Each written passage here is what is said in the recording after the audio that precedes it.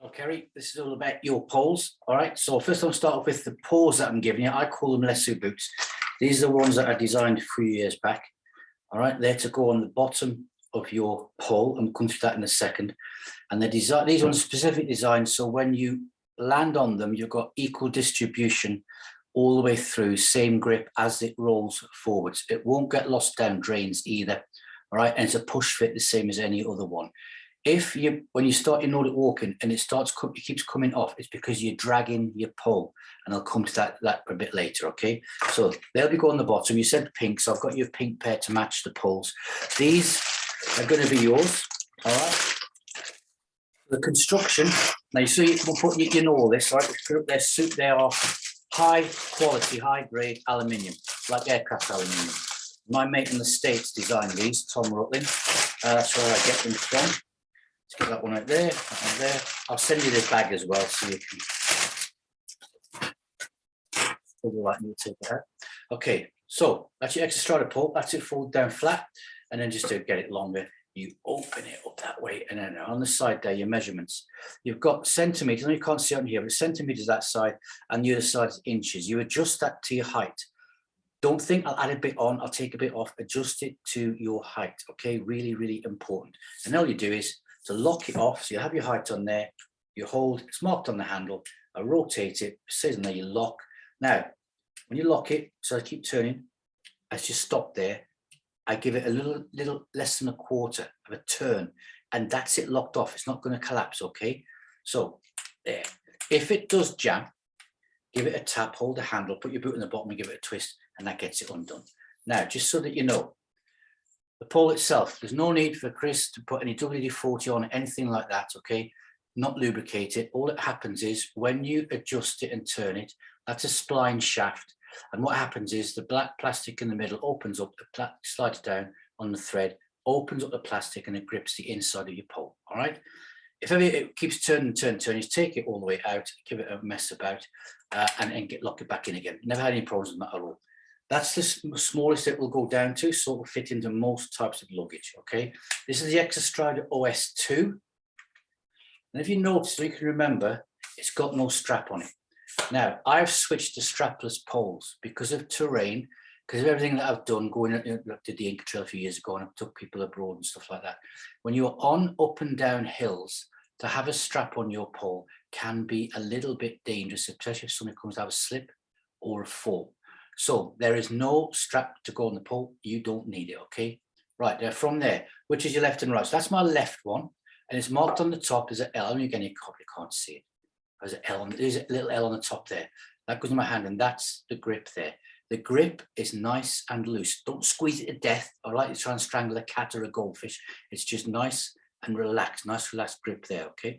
All that so far is how I taught you. And when you start going out, your brain will remember what we did. I know it was a few years ago now, but remember about the Nordic walking, okay? Now, the tip, the spike, that's tungsten carbide on there, sideways, okay? Tungsten carbide, very, very sharp, and it's not going to wear out. That thread there is for people who go in the snow and they put a snow basket on. That's about it. Now, to put the boot on, then when they arrive, I'll put them on, but I'll show it to you, give them an extra bang on the floor. All they do is they go on, and I'm just giving that a nice little push down, and then when you're outside and you've got your pole adjusted, so if I'll adjust this now for my height, here we go, 6'2". Okay, that's my height there. And turn that on, there, turn it on, tighten it up, let's tighten it up, push that down. All I do now is I go outside and it's outside or inside and just get a nice firm bang down, and that's going to keep that on. If it does start to come off, like I say, it's dragging. So as you all know that walking along, if you're dragging it on the floor, that will pull it back and it indicates you've got bad technique. All right. So that's that pole there. That's adjusted. Let me adjust the other one. Now, when they arrive, they're going to have this clip with them. They'll be clipped together. Okay. And I always say to all the ladies, what happened to the very first hair clip your mum ever got you? And they say, I lost it. That'll be the first thing you lose. All right. I genuinely, to me, I throw them away. But if you want to clip them together, that's fine. You've got a sewing machine, you want to make yourself a nice little bag for them to go in. That's also cool as well. To you. Let's get this one on. So like I said, these will be on. Now, if you ever wear these out, let me know, I'll give you a pair for free. All right, it's not a problem. Having said that, I've got a lady in Battersea who bought a pair of these of me 12 years ago, and you still got them. They're little stubs. They last for ages. That's the bad design from my side, if you like. They last too long, but you get your money's worth, okay? So let's adjust this one to my height, 6'4". Do that. So there you go. There, look. So do that, hold it nice there. Got the bottom, nice little grip. That's it, locked off. Give it an extra push on the floor. Job done. All right. That's it with you, Paul. So you get your height, you got it adjusted. A nice bright pink look stands out a long way. They are aircraft aluminium, and the official title is the Exerstrider OS2. Okay. I'll itch your nose. I'll get a lottery ticket. Let me move this chair. Now, since I've designed these, by the way, I have never used a spike, and I've been in all different types of terrain. Never used it. I used them on snow, sand, everything. All right. But just because I've designed it, if you want to come down to your spikes, then by all means do so. Soft ground, you want to keep in the button. I never have. If you want to take that off, two ways, okay? Hold it to the side, twist and pull it away. Put it between your feet and pull, but don't have this here and pull up. You'll hit yourself on the chin. It'll be like a rocky. You'll knock yourself out. You have it away from you and you pull that way, okay? I never take mine off. Now, that's my height. And because you can see the elbow and the wrist is just a bit higher. All right, so that's what I'm going to have it on. So it's that angle there. That's my height, a bit high.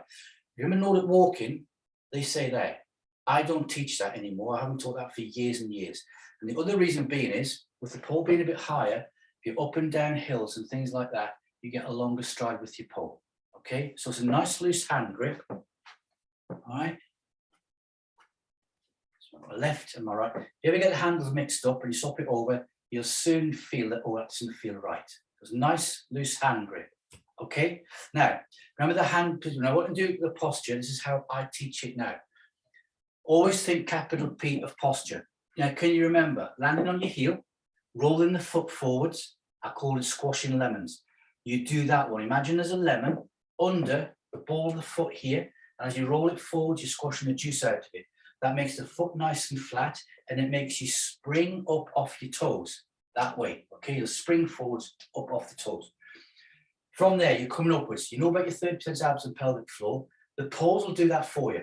So the next thing I want you to remember is squashing lemons, work through the body. As you're using them, imagine there's some strain coming out your sternum, and it's pulling your chest up 45 degrees. So if I stand normal, I'm there, look. There. Chest up. There. See that? There.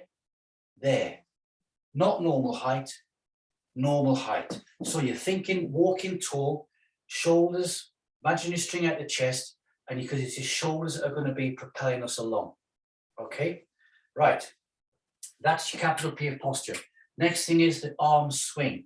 The furthest forward we want your hands to be coming is what we call a soldier or handshake position. Remember that one. So I'm going to shake hands with you. That's where my hands will be. It's about there where the poles come to. Something that we've got in. All right. Arm comes forward. When it goes to the rear, it's called the plant. That's when the boot plants with the floor.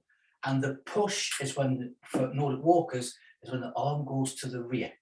Okay. So if you were pushing your car and it broke down, you'd be that way. For Nordic walkers, the push is that way because we are pushing the body forwards. Now, with your correct technique, you'll use 90% of your muscles in your body. A normal walking, everyday walking about your house, whatever you do, 27%. An Olympic swimmer will use 70% of their muscles, and a runner will use 34%. So with good technique, you'll get 90% of your muscles, as muscular strength and endurance and cardiovascular. You're also going to take 26% stress off the ankles, the knees, and the hips. And every time you plant and push backwards, your abs will come in, the diaphragm comes up, and you engage your core all the time. You cannot do this and not improve your fitness. All right? All those facts and figures are from Sheffield University and all the different studies that people have done over the years. I haven't just shook my dice and taken it out. So, as I'm not walking along, as my left foot comes forward, there, the right hand does. Right? So it's not left foot, left hand, like tick-tocking. So I come towards you and Nordic walking, look. It's there, there, there, and there. Okay, so pole comes up to here, it plants, I'm looking ahead, and as I keep walking, the arm swings and I'm aiming to take it to the rear. So it's on the floor all the way around, I'm walking past, and I'm aiming to get my hand past the hip. If you don't worry about that. It can stay level with the hip, all right? You're thinking about and planning on getting it past the hip. Now, if I hold that grip there, even if it's loose, watch what happens. So my hand there, and it's not touching the ground. So that's that later. Not touching the ground, up it goes. So what I do is I loosen the grip off nice and loose. As I plant and I walk past, my hand, the fingers up, the grip is there, look. Move past that way. Okay, there. Nice gentle plant and the push. You'll soon get this. Right? Walk up and down your hole a little bit. Don't worry about the poles dragging. If you find that you're still doing a handshake position and the poles are dragging, check the adjustment that they're not too long. Right? So, walking out, soldier handshake position, the pole plants. Notice it always stays behind us because they're pushing down and I'm going forwards that way. Right? And that's the basics, the very basics of the Nordic walking. So you can rewind this, have a little look, get back if you've got any questions, okay? And that's your soldier. So put it all down. We're not doing the course. If you can remember gears, forget about those. I teach them very quickly, but then I come to this posture thing. I bring that in a lot quicker now.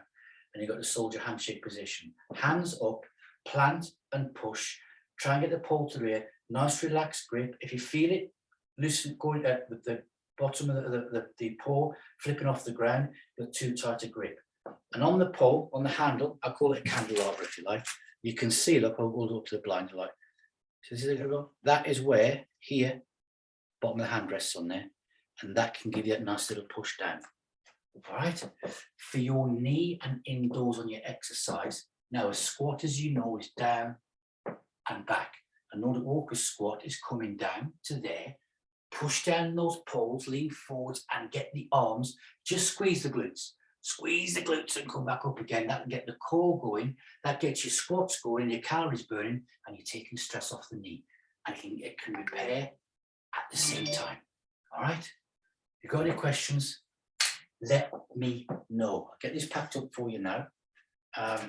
That's about it. I always leave my poles the length they are. If ever you need to, just go through. So you're thinking, oh, been there for a while, it might get a bit tight. I put the hand on the bottom here, that one there, just twist it, it's undone, slide them down, lock them off again, and then I put them away. All right, that's it. Same with this one, there we go. Undo that, slide it in, lock it off so it doesn't fall out.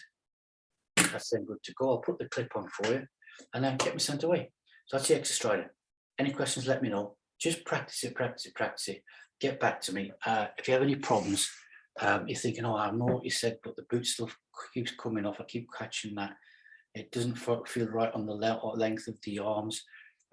It's just that looking up. Be proud of yourself when you're planting and pushing. Aim to get the arms as far as you can. If they're slipping on the floor, then you bring the arm back. Because if it's slipping, nothing you can do about that. All different surfaces, different reactions to the paws, the boots, or even the spikes. No matter what surface you're on, everyone's different. So if it still starts slipping, that's a sign you bring that arm back. Or on the last one, before I do go, the arm swing. I promise is the very last thing. What you want is you don't want that. You want that arm swinging out from the shoulder, okay? There, back. To practice that, bring your thumbs out. If I look up ahead, I'm not looking down, bring the thumbs up. When I can see the thumbnails, that's now as I wiggle them. That look is about my soldier handshake position, approximately. There, so again, bring them up. I can see them. And that is the arm swing there. Slightly bent on the elbows. It says very slightly bent, look. So that would be without the poles. That's what we're aiming to do. It's not that. That's a train. And it's rubbish. It's not very good. There, there, there, there, there, there. That's your arm swing. Right, enough from me. I'll start nagging. Okay, good. Let me know how you get on.